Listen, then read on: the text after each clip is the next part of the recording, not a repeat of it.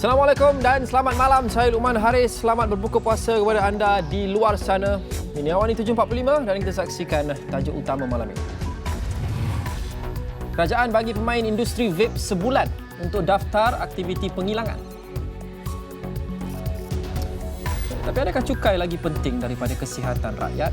Itu soal pemuda UMNO. 221 cerun kritikal. Bahaya ketika musim monsun. Dan gara-gara promo baju raya RM1, butik diserbu sehingga jadi kecoh.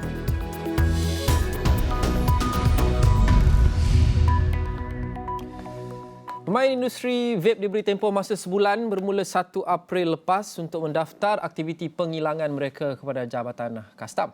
Menurut Kementerian Keuangan, pendaftaran awal ini akan memastikan pematuhan industri yang menyeluruh serta pengutipan cukai berjalan lancar menjelang bulan Mei. Dalam satu kenyataan, MOF berkata ia susulan langkah Kementerian Kesihatan KKM mengecualikan cecair mengandungi nikotin daripada Akta Racun 1952. Berkuat kuasa 1 April, duty excise pada kadar 40 sen dikenakan bagi setiap milimeter cecair atau gel mengandungi nikotin yang digunakan untuk rokok elektronik atau vape. Dengan pelaksanaan duty excise ini, kata MOF, kerajaan akan terus memastikan semua peraturan dan kawalan barangan berduty excise oleh Jabatan Kastam dapat dipertingkatkan untuk mengelakkan ketirisan hasil negara. Malah seperti yang dijanjikan dalam Belanjawan 2023, separuh daripada hasil duty excise ini akan diperuntukkan semula kepada KKM sebagai usaha untuk meningkatkan kualiti perkhidmatan kesihatan. Bagaimanapun, kerajaan memberi tempoh masa sebulan sehingga 30 April depan untuk pemain industri vape, khususnya penghilang tempatan, untuk mendaftar dengan Jabatan Kastam. Pendaftaran pelesenan di bawah Akta Excise 1976 boleh dibuat secara dalam talian melalui sistem My Excise. Sabtu lalu, KKM umum menyasarkan bulan Mei ini untuk membentangkan rang undang-undang baru bagi mengawal selia semua produk merokok. Sementara itu, mengeluarkan vape yang mengandungi nikotin daripada Akta Racun untuk dikenakan cukai bukanlah tindakan yang bijak pada ketika ini. Itu pandangan yang dilontarkan oleh Ketua Pergerakan Pemuda UMNO, Dr. Akmal Saleh. Adun Melimau itu berpendapat keputusan berkenaan perlu ditarik semula demi kesihatan jangka masa panjang rakyat. Dr. Akmal menegaskan apa yang lebih penting adalah implikasi terhadap kesihatan rakyat dan bukannya keuntungan daripada hasil pungutan cukai. Beliau menegaskan penarikan cecair yang mempunyai nikotin daripada Akta Racun ini seolah lesen besar membenarkan rakyat tanpa mengira umur untuk mengambil nikotin tanpa sebarang bentuk garis panduan. Akmal memberitahu pemuda UMNO bimbang sekiranya tiada garis panduan jelas, ia akan memberi kesan besar khususnya kepada golongan muda untuk terdedah kepada pengambilan nikotin tanpa kawalan. Sehubungan itu, beliau memberitahu pemuda UMNO mencadangkan supaya keputusan tersebut dinilai dan ditarik semula sehingga Parlimen meluluskan rang undang-undang kawalan produk tembakau dan merokok yang akan mewujudkan generasi penamat rokok dan vape yang lahir selepas 2007. Kerajaan dilihat lebih mementingkan pengutipan cukai berbanding kepentingan kesihatan awam. Ketua Eksekutif Pusat Kesihatan dan Dasar Sosial Galen, Azrul Muhammad Khalid berkata, tindakan kerajaan mengeluarkan cecair atau gel nikotin daripada senarai bahan terkawal di bawah Akta Racun 1952 adalah mengecewakan dan mengejutkan ramai pekerja kesihatan awam. Kita secara terus terang mengatakan bahawa kerajaan kelihatan mahu mengutip cukai dengan secepatnya daripada industri vape dan e-cigarette ini, dan mereka telah mengenakan deadline iaitu bila masa mereka mahu memulakan langkah polisi ini iaitu 1 bulan April. Tetapi lembaga racun yang memberikan nasihat kepada Menteri Kesihatan hanya diberitahu bahawa mesyuarat untuk membincangkan isu ini akan dijalankan hanya kurang daripada 24 jam daripada tarikh dan waktu mesyuarat tersebut. So memang tergesa-gesa untuk bukan sahaja untuk memastikan ianya dapat mengutip cukai, tetapi juga pengeluaran nikotin itu daripada senarai substans terlarang di bawah Akta Racun juga dilaksanakan. Tapi yang agak memeranjatkan pihak kami ialah kita melihat kedua-dua order tersebut, perintah tersebut, kita melihat tarikh yang di mana telah dikeluarkan perintah bagi excise duty itu keluarnya terlebih dahulu daripada perintah daripada Kementerian Kesihatan. Dan ini memberikan signal kepada pihak kesihatan bahawa kepentingan yang diketengahkan oleh pihak kerajaan adalah bukan kesihatan awam tetapi pengutipan cukai, dan ini sangat membimbangkan dan mengecewakan pihak kesihatan awam.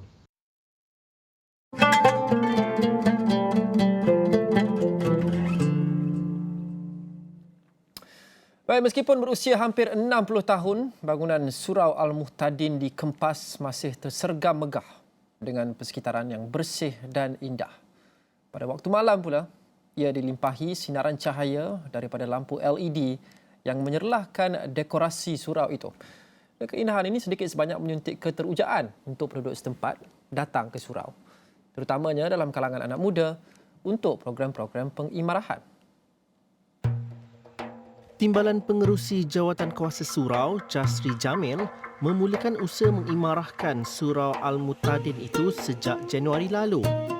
Katanya, inisiatif yang dilakukan terhadap surau pertama yang dibina di Kempas itu mampu memberikan nafas baru kepada bangunan lama tersebut. Sebab tu kalau kita tengok persekitaran surau ni pun ada planning-planning yang kita sebenarnya banyak. Kita nak ada wujudkan kat belakang ni kawasan untuk main takraw lah. Ideanya lebih kepada macam mana nak tarik lebih ramai lagi aktiviti-aktiviti orang muda boleh buat di surau. Kita tak nak ada stigma mengatakan surau ni hanyalah untuk semaya, hanyalah untuk aktiviti baca Quran, menghafal dan sebagainya. Jadi kita nak lebih luas lagi skop kegiatan aktiviti di surau dan masjid. Katanya Surau Al-Muhtadin kini menampilkan barisan imam dan muazzin dalam kalangan anak muda. Ia membolehkan anak muda yang lain merasa terpanggil untuk hadir mengimarahkan surau berkenaan. Baik, jadi insya-Allah lah harapan saya untuk mengimarahkan lagi surau Al-Muhtadin ini, saya berharaplah dengan tarikan daripada anak-anak muda yang daripada penduduk setempat dan di mana-mana sajalah, mengharapkan agar dengan tarikan yang kita ni insya-Allah dapatlah kita rasa untuk dapatlah kita punya jemaah-jemaah kita ni semakin ramai untuk sama-sama lah kita solat Jumaat fardu solat Jumaat 5 waktu apa semualah.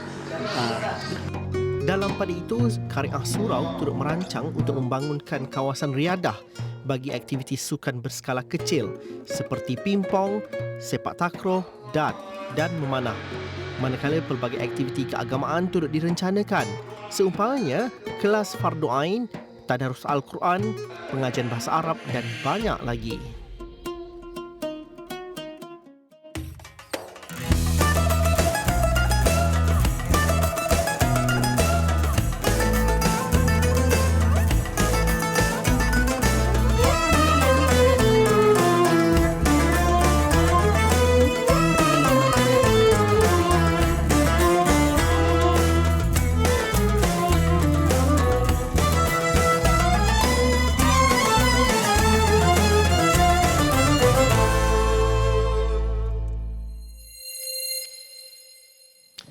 Baik, seterusnya, sebarang bentuk penjualan mercun dan bunga api secara dalam talian adalah dilarang walaupun ia membabitkan jenis produk yang dibenarkan untuk dijual.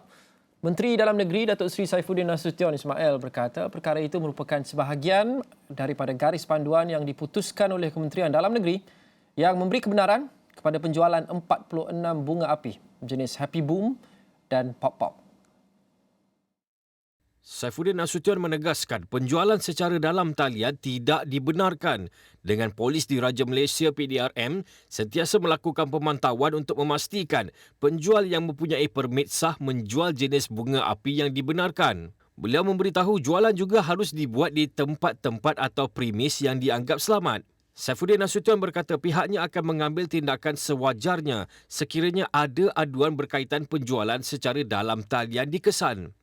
Mengulas lanjut, beliau memberitahu kelulusan untuk mengimport, menyimpan dan menjual mercun hanya diberikan kepada 27 syarikat yang mematuhi garis panduan serta syarat PDRM.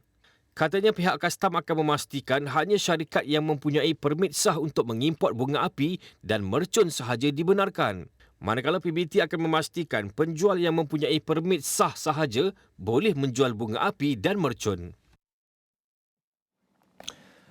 Baik, gara-gara mempromosikan jualan baju raya berharga RM1 untuk 100 pelanggan pertama, sebuah kedai pakaian di Seksyen 7 Shah Alam diserbu lebih 500 orang sehingga berlaku kekecohan semalam. Video berdurasi 22 saat yang memaparkan orang ramai menyerbu kedai tersebut turut tular di media sosial. Ketua Polis Daerah Shah Alam, Assistant Commissioner Iqbal Ibrahim berkata, pihaknya menerima laporan kira-kira jam 10.30 pagi Sabtu yang memaklumkan berlaku kekecohan di kedai berkenaan. Beliau memberitahu polis dimaklumkan kedai terbabit membuat promosi di mana 100 pelanggan pertama berpeluang membeli pakaian dengan harga RM1, manakala 50 pelanggan berikutnya akan mendapat baju kurta secara percuma. Sehubungan itu, katanya, lebih 500 orang membanjiri kedai berkenaan untuk mendapatkan harga promosi tersebut sehingga berlaku tolak-menolak dan kekecohan. Iqbal menambah atas faktor keselamatan kerana sudah tidak dapat mengawal bilangan pelanggan, pihak pengurusan kedai tersebut menutup operasi mereka kira-kira jam 11.45 pagi. Namun ujarnya setakat ini tiada sebarang laporan dibuat oleh mana-mana pihak berhubung kejadian tersebut dan tiada sebarang insiden yang tidak diingini berlaku. Seterusnya, Lembaga Tabung Haji telah menggantung lesen pengelola jemaah haji atau PJH Emirates Travel Tour Sendirian Berhad sebagai langkah awal untuk melindungi kebajikan bakal jemaah haji. TH dalam kenyataan memaklumkan keputusan itu diambil berikutan makluman beberapa aduan awam berkenaan perkhidmatan umrah yang diberikan oleh syarikat tersebut. Menurut TH, bakal haji yang memilih untuk mengerjakan haji melalui pakej swasta masih boleh memilih antara 22 lagi syarikat PJH yang dilesenkan. Termasuklah anak syarikat TH, iaitu TH Travel Services Sendirian Berhad. TH menjelaskan institusi itu sentiasa memantau prestasi syarikat PJH yang dilesenkan, termasuk perkhidmatan yang diberikan untuk ibadah umrah. TH juga katanya tidak akan teragak-agak untuk mengambil tindakan terhadap mana-mana pihak demi menjamin kebajikan jemaah haji negara.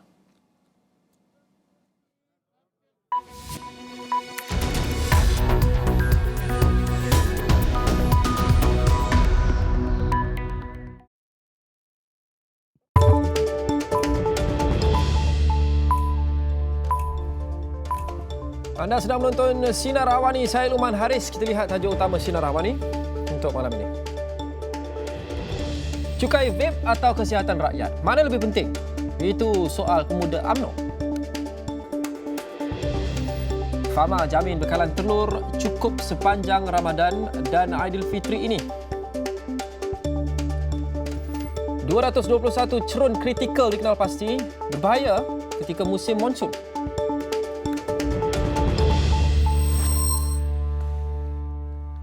Pemain industri vape diberi tempoh masa sebulan bermula 1 April untuk mendaftarkan aktiviti penghilangan mereka kepada Jabatan Kastam. Menurut Kementerian Keuangan, pendaftaran awal ini akan memastikan pematuhan industri yang menyeluruh serta pengutipan cukai berjalan lancar menjelang bulan Mei ini. Dalam satu kenyataan, MOF berkata ia susulan langkah Kementerian Kesihatan KKM mengecualikan cecair mengandungi nikotin daripada Akta Racun 1952. Berkuat kuasa 1 April, duty excise pada kadar 40 sen dikenakan bagi setiap milimeter cecair atau gel mengandungi nikotin yang digunakan untuk rokok elektronik atau vape. Dengan pelaksanaan duty excise ini, kata MOF, kerajaan akan terus memastikan semua peraturan dan kawalan barangan berduty excise oleh Jabatan Kastam dapat dipertingkatkan untuk mengelakkan ketirisan hasil negara. Malah seperti yang dijanjikan dalam Belanjawan 2023, separuh daripada hasil duty excise ini akan diperuntukkan semula kepada KKM sebagai usaha untuk meningkatkan kualiti perkhidmatan kesihatan. Bagaimanapun, kerajaan memberi tempoh masa sebulan sehingga 30 April depan untuk pemain industri vape, khususnya penghilang tempatan, untuk mendaftar dengan Jabatan Kastam. Pendaftaran pelesenan di bawah Akta Excise 1976 boleh dibuat secara dalam talian melalui sistem My-Excise. Sabtu lalu, KKM umum menyasarkan bulan Mei ini untuk membentangkan rang undang-undang baru bagi mengawal selia semua produk merokok. Mengeluarkan vape yang mengandungi nikotin daripada akta racun untuk dikenakan cukai bukanlah tindakan yang bijak ketika ini. Itu pandangan yang dilontarkan oleh Ketua Pergerakan Pemuda UMNO, Dr. Akmal Saleh. Adun Melimau itu berpendapat keputusan berkenaan perlu ditarik semula demi kesihatan jangka masa panjang rakyat. Dr. Akmal menegaskan apa yang lebih penting adalah implikasi terhadap kesihatan rakyat dan bukannya keuntungan daripada hasil pungutan cukai. Beliau menegaskan penarikan cecair yang mempunyai nikotin daripada akta racun ini seolah lesen besar membenarkan rakyat tanpa mengira umur untuk mengambil nikotin tanpa sebarang bentuk garis panduan. Akmal memberitahu pemuda UMNO bimbang sekiranya tiada garis panduan jelas, ia akan memberi kesan besar khususnya kepada golongan muda untuk terdedah kepada pengambilan nikotin tanpa kawalan. Sehubungan itu, beliau memberitahu pemuda UMNO mencadangkan supaya keputusan tersebut dinilai dan ditarik semula sehingga Parlimen meluluskan rang undang-undang kawalan produk tembakau dan merokok yang akan mewujudkan generasi penamat rokok dan vape yang lahir selepas 2007. Seterusnya, Lembaga Pemasaran Pertanian Persekutuan atau FAMA memberi jaminan bekalan telur termasuk grade A dan B di seluruh negara stabil untuk menampung keperluan pengguna sepanjang Ramadan dan juga musim perayaan Aidilfitri. Pemangku Ketua Pengarah FAMA, Abdul Rashid Bahari berkata bagaimanapun permintaan bagi grade AA, grade A dan grade B meningkat di bulan puasa, berikutan ia bahan utama digunakan untuk membuat kuih, kek, biskut raya dan juadah berbuka. Katanya pihak berkuasa atau pihak pengeluar sebenarnya cuba untuk memenuhi keperluan pengguna, tetapi penghasilan bagi telur grade tersebut juga bergantung kepada umur ayam yang diternak. Secara keseluruhan, kata beliau, pengguna mempunyai banyak pilihan termasuk telur omega dan telur kampung yang mempunyai saiz. Rashid berkata FAMA juga akan memastikan bekalan telur di pasaran mencukupi dan menambah bekalan di mana-mana tempat sekiranya mendapat maklumat berlaku kekurangan seperti di negeri-negeri pantai timur. Beliau berkata FAMA juga mengambil langkah proaktif dengan mengadakan sesi libat urus bersama pemain industri dan berbincang untuk memasarkan telur ayam ke seluruh negara dan sehingga 31 Mac, FAMA telah mengedarkan sebanyak 21.5 juta biji telur melalui 369 outlet pemasarannya di seluruh negara. Jabatan Mineral dan Geosains Malaysia JMG mengenal pasti sejumlah 221 cerun kritikal yang perlu diberi perhatian khususnya ketika musim monsun melanda. Menteri Sumber Asli, Alam Sekitar dan Perubahan Iklim Nik Nazmi Nik Ahmad berkata, insiden menyayat hati yang mengorbankan 31 nyawa di Batang Kali pada Disember lepas boleh dielakkan jika semua pihak mengambil serius pembangunan sesebuah kawasan dengan memastikan tapak yang hendak dibangunkan dalam keadaan stabil, selamat dan tidak berisiko bencana geologi termasuk tanah runtuh. Dalam perutusan sebenar Hari Ahli Geologi Sedunia 2023, Nik Nazmi meminta ahli geologi sentiasa cakna memastikan penduduk terdedah kepada bencana geologi ini diberikan cukup pengetahuan agar insiden tidak diingini dapat dielakkan jika berlaku banjir atau aliran puing di masa akan datang. Dalam pada itu, Nik Nazmi berkata JMG terlibat secara langsung dalam rangka Pelan Strategik Air Tanah 2021-2040 bagi menyokong agenda transformasi sektor air 2040.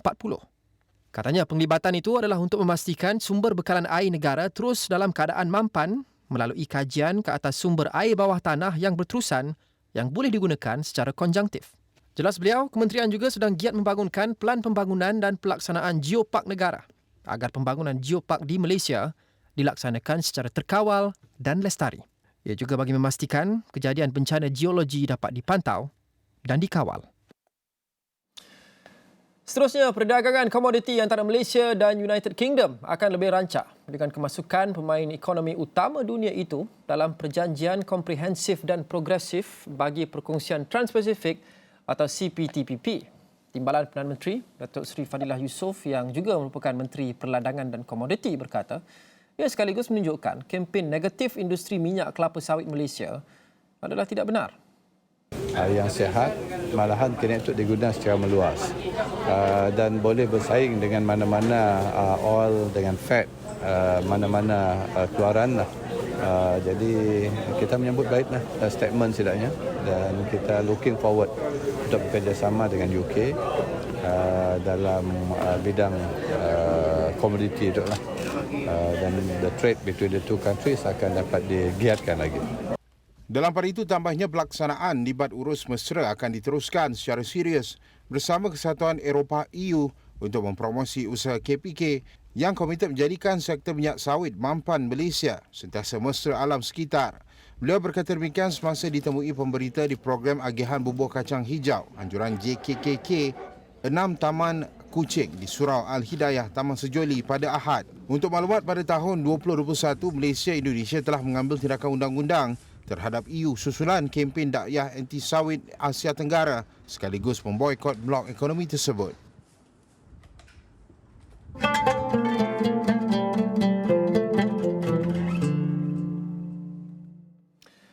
Baik, kita beralih ke laporan Ramadan. Pelbagai program dirangka untuk mengimarahkan lagi Ramadan kali ini. Antara program yang aktif ialah Majlis Santunan Kasih Ramadan Kementerian Kemajuan Desa dan Wilayah. Sejak bermulanya Ramadan, program ini telah dianjurkan di beberapa lokasi di seluruh negara. Dan untuk perkembangan lanjut, kita terus bersama wartawan Esrawani, Faris Azman yang berada di sana. Faris, apa yang boleh dikongsikan? Baik, terima kasih Lokman. Ya, benar, di mana ini merupakan antara lokasi di ibu negara iaitu Majlis Santunan Ramadan oleh KKDW, di mana kalau kita tahu sebenarnya menterinya adalah Timbalan Perdana Menteri iaitu Datuk Seri Ahmad Zahid Hamidi, di mana hari ini juga kita melihat bagaimana 1,500 masyarakat setempat di PPR Seri Semarak ini diraikan dalam bulan Ramadan. Begitu juga seperti mana dikatakan oleh Timbalan Perdana Menteri sebentar tadi dalam ucapannya juga bagaimana untuk mengimarahkan lagi Ramadan, bulan yang mulia bagi warga-warga kota. Dan kalau kita tahu sebenarnya Lokman, ini antara lokasi ke-9 daripada 13 negeri Majlis Santunan Kasih Ramadan yang diadakan, dan surat itu selepas ini kita akan memperlihat di beberapa negeri-negeri lain. Tapi apa yang lebih menarik sebenarnya, selain kita bercerita mengenai apakah inisiatif atau program berkaitan dengan Ramadan, pada masa yang sama juga sebentar tadi sidang media yang telah diadakan oleh Timbalan Perdana Menteri Datuk Seri Ahmad Zahid Hamidi yang juga mengatakan bahawa teka-teki mengenai dengan bagaimana apakah dan siapakah dalam barisan Exco Negeri Melaka apabila kita memperlihatkan di mana kerajaan Negeri Melaka telah pun menerima Ketua Menteri Melaka yang baru ke-13 iaitu Datuk Seri Abdul Rauf Yusof, di mana beberapa hari ini kita teka-teki itu terus kita persoalkan. Tapi sebentar tadi sebenarnya Datuk Seri Ahmad Zahid Hamidi mengatakan bahawa beliau telah bertemu bersama Datuk Seri Abdul Rauf mengenai dengan barisan Exco, dan apa jelas beliau, mungkin saya boleh petikkan sedikit, terdapat perubahan bukan sahaja dari portfolio, malah beberapa nama mungkin akan diwujudkan jawatan Timbalan Exco untuk beberapa portfolio tertentu. Ini perkembangan terbaru kalau kita dapat tahu sebenarnya apa yang dikatakan oleh Datuk Seri Ahmad Zahid Hamidi. Apabila ditanya berapakah barisan Exco, beliau mengatakan perkara itu akan diputuskan ataupun ditentukan oleh Ketua Menteri Melaka yang baru Datuk Seri Abdul Rauf, di mana nama-nama barisan Exco itu akan dipersembahkan kepada Tuan Yang Terutama Tun Muhammad Ali Rostam mungkin dalam masa terdekat kalau kita tahu. Dan apa beliau katakan bahawa beliau mempercayai dengan kepercayaan diberikan kepada Ketua Menteri Melaka baru ini untuk selain mempersembahkan nama-nama Exco itu, beliau juga mengatakan bahawa rakan-rakan parti politik dalam kerajaan perpaduan. Kalau kita tahu struktur ataupun dalam PRN 2021 di Melaka sebenarnya Lokman, Pakatan Harapan 5 kerusi yang dimenangi dalam PRN itu, selain BN 21 2/3 daripada kesemua kerusi Dewan Undangan Negeri yang dipertandingkan. Jadi boleh kita katakan angka ini sangat signifikan. Seperti mana kerajaan pusat beliau mengatakan bahawa kali ini di negeri Melaka kita akan memperlihatkan rakan-rakan turut akan terlibat dalam barisan Exco kerajaan negeri Melaka. Jadi kalau kita tahu 5 daripada Pakatan Harapan ini, antaranya Timbalan Menteri Pertahanan Adli Zahari juga yang telah memenangi bagi parlimen sebelum ini, dan pada masa yang sama Dun Bukit Katil juga beliau dalam PRN 2021. Jadi kalau kita garapkan apa yang dikatakan oleh Timbalan Perdana Menteri, nampak begitu kerajaan perpaduan akan dimulakan. Begitulah barisan Exco kerajaan Melaka akan memperlihatkan selain barisan nasional juga untuk mendukung kerajaan perpaduan ini. Jelas Timbalan Perdana Menteri akan turut terlibat dengan barisan exco yang mungkin daripada parti-parti politik, antaranya Pakatan Harapan yang bagi merajui barisan kepimpinan negeri Melaka. Itu perkembangan yang dapat saya bawakan sebenarnya daripada PPR Seri Semarak mengenai dengan Majlis Santunan Ramadan. Kasih di sini sebenarnya Lokman. Kita akan bawakan perkembangan dari semasa ke semasa. Apakah dalam sidang media sebentar tadi. Ada lagi beberapa perkara yang akan kami masukkan dalam astroawani.com dan juga buletin-buletin awani seterusnya, Lokman. Baik, terima kasih Farid Azman. Kita berhenti seketika. Selepas ini, laporan ini, tradisi berarak kejut sahur dibawa ke bandar.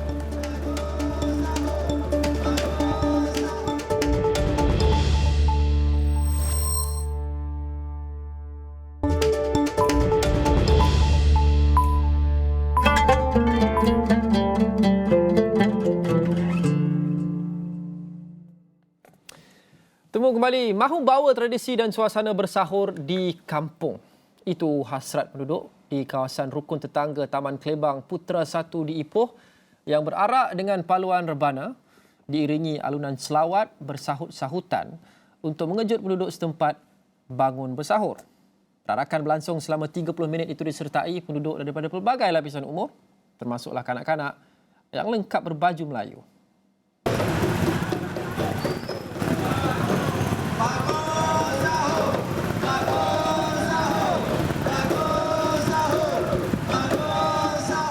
Pengerusi KRT Klebang Putra 1, Dr. Muhammad Azrul Azli berkata, program yang julung kali diadakan itu merupakan cetusan idea penduduk dalam membawa tradisi Ramadan di desa ke bandar. Jadi antara yang kita cuba idea yang keluar oleh penduduk sendiri adalah untuk kita panggil tim rebana ni untuk kita hidupkanlah yang dia punya tradisi sebelum ni. Dan kita cuba untuk kejut sahur dan kita panggillah penduduk untuk menyertai.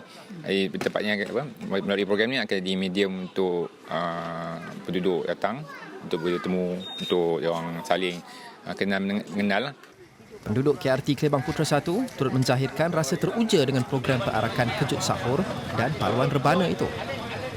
Sesuatu yang baru bagi saya after saya convert to Muslim.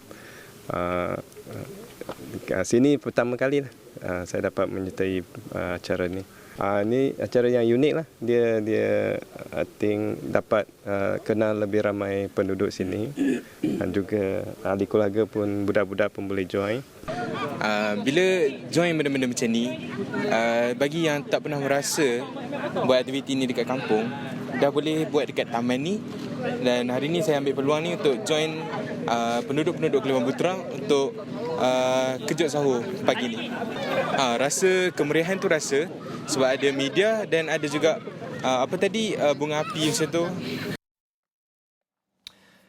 Aktiviti menyalakan pelita bagi menerangi kawasan rumah dan jalan sempena Hari Raya Aidilfitri merupakan amalan yang dinanti-nantikan khususnya pada malam 7 likur.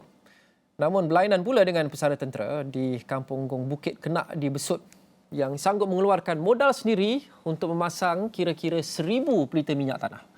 Meskipun malam 7 likur itu masih jauh lagi. Menurut Ahmad Zulkifli Ali, inisiatif yang dilakukan bersama 14 adik-beradik dan jirannya itu bukan sahaja bagi menghidupkan tradisi itu, malahan untuk menarik orang ramai berkunjung ke gerai makan milik keluarganya. Sebelum ni kita pasal pun tak banyak, sekadar lebih kurang dalam 100 meter gitulah. Kalau ni kita dah orang kata menambah baik dan nak suruh lagi meriah sehingga 500 meter kita pasal pelita. Pelita ni pun dibeli ataupun minyak sekalipun kami adik-beradik 14 orang ni kami kongsi pasal untuk ni semua sekali. Lepas tu adalah jiran-jiran tetangga mari-mari tolong apa semua. Demi menyajikan kelainan itu, mereka membelanjakan sebanyak lebih RM2,000 untuk membeli pelita dan kos sebanyak RM80 semalam bagi membeli minyak. Jelasnya kemeriahan pantulan cahaya pelita itu juga menawarkan suasana yang berbeza kepada pengunjung sambil menikmati hidangan colik yang menjadi tradisi di bulan puasa di pinggir sawah padi. Sementara itu, Yang di-Pertua Majlis Kebudayaan Daerah Besut, Rozali Embong menyambut baik kreativiti dan usaha yang dilakukan pesara tentera itu. Daerah ni saya rasa sesuai sangat-sangat di sini dengan keadaan begini. Dan lampu-lampu ni saya ingat saya dulu semasa 7 likur, waktu pasang dulu. Nak raya 7 hari tu baru pasang lampu ni. Tapi sekarang ni dah mula daripada awal puasa lagi. Ini dah saya rasa sungguh-sungguh baguslah. tahniahlah kepada tuan kedai ni. Tradisi memasang pelita perlu diteruskan agar generasi muda tidak melupakannya dan terus menjadi amalan. Orang cuma dengar aja, tapi orang mesti masa apa yang kami orang rasa. Ya sebenarnya. Orang tahu, ya susah. Minta beras dengan orang hanya susah. Minta makan orang, tapi sebenarnya kami orang si mau minta apa-apa dari orang, si mau. Biar memang susah, memang pun mencari. Biarpun mutit besi, mutit apa sekalipun untuk setidaknya makan. Ya sebenarnya. Mau si mau agak orang, minta tolong, minta tolong si mau. Biar memang pun cari besi, mutit. Memang susah dalam tu, orang tahu. Tidak mahu mengemis. Selagi ada kudrat, Nur Sofilia Abdullah dan suami masih mampu mencari rezeki sekalipun perlu menjual besi buruk. Namun realitinya pendapatan itu belum cukup untuk menampung keperluan 5 orang anak mereka yang masih bersekolah. Dan seorang anak kecil berusia hampir 2 tahun. Jauh dari selesa, sudah 8 tahun teratak usang keluarga itu tiada bekalan elektrik. Sejak tahun 2016 lalu, mereka bergantung sepenuhnya kepada bateri kereta terpakai untuk menghidupkan lampu. Pergi kereta ya untuk cahaya aja malam. Ya pun sikit. Ya hanya untuk cahaya sikit tu aja di tengah rumah. Yang lain si dapat, kenapa si dapat gelap. Yang nampung cuma tengah-tengah rumah tu aja. Sikit aja. Sitan, nya jampo sikit. Klip ja, nyaman klip. Klip cahaya. Sengan nenek lah. Selagi nyawanya masih mampu bercahaya, nya bercahaya. Maunya dah gelap, bermaknanya mau minta tajing. Tukar lagi bateri lain. Masuk ke sial lagi. Dia dah pakai maun cahaya hari-hari. Tambah Nur Sofilia, tatkala hujan, anak-anaknya selalu tidak dapat ke sekolah, termasuk anak kedua mereka yang berdaftar di bawah program pendidikan khas integrasi PPKI. Jalan bertanah sejauh 300 meter dari rumah mereka akan digenangi air dan berlumpur. Cikgu sekolah semua yang dah tahu elak. Asal kami madah jalan, cikgu. Kami minta maaf. Kami siapa tu, anak kami siapa turun, cikgu. Kami orang terkukuk tu. Motor kami orang lap, cepat keluar. Kami orang dah lumpur elak tu. Kami madah, nanti dapat. Okeylah, so cikgu. Janji kami ada madah. Jangan si ada bunyi terus. Pada tahun 2014 lalu, kediaman asal 8 beranak itu musnah dalam satu kebakaran sebelum mereka berhijrah dan membina kediaman di kawasan Sungai Midin, Petrajaya, Kuching. Setakat ini, keluarga Nur Sofilia menerima bantuan kewangan berjumlah RM1,400 setiap 3 bulan sekali dan bantuan barangan keperluan asas daripada tabung Baitul Mal Sarawak. Suami Nur Sofilia, Julaihi Osman, turut menyara keluarga dengan mengambil upah harian, antaranya sebagai mekanik kereta, buruh kasar dan tukang potong rumput.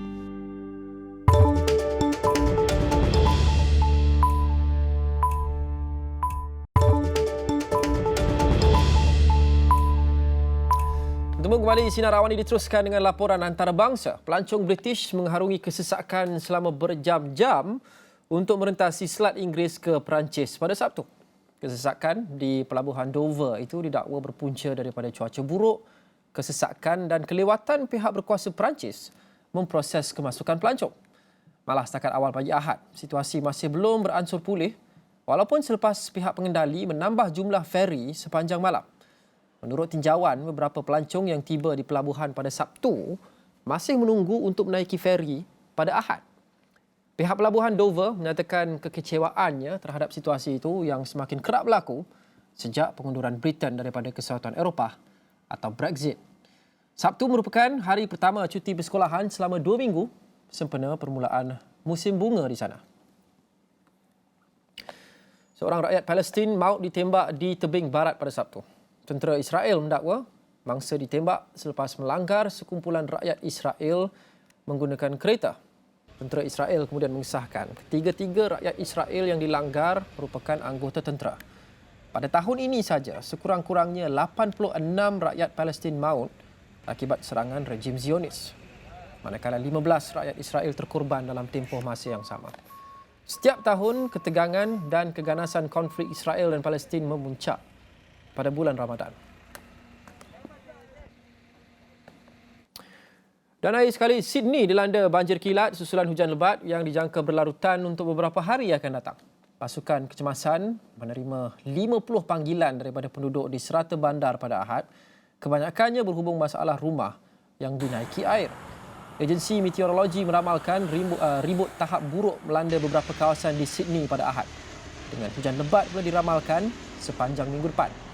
Cuaca buruk kembali melanda Sydney selepas bandar itu memecah rekod taburan hujan tertinggi pada 2022 dalam tempoh 164 tahun. Tahun lepas juga merupakan tahun ketiga berturut-turut fenomena La Nina melanda pantai timur Australia. Dengan itu, sekian Sinar Awani dan juga Awani 745 malam ini. Dalami semua perihal Ramadan 1444 Hijrah di laman Micro Astra Awani di platform digital dan media sosial kami. Juga boleh anda dapati di aplikasi Astro Awani. Terima kasih kerana menonton Sinar Awani dan Awani 745 malam ini. Kita jumpa lagi. Assalamualaikum dan salam hormat.